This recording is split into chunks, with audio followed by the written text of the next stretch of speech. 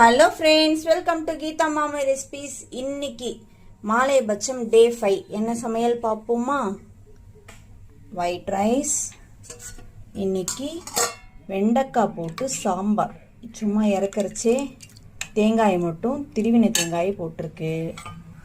அதுக்கப்புறம் ஈயச்சொம்பு ரசம்.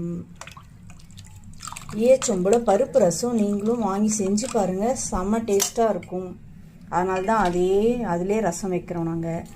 அதுக்கப்புறம் சௌ கூட்டு, குழந்தைகளுக்கு மட்டும் சேப்பங்கிழங்கு ரோஸ்ட், கோஸ் கறி.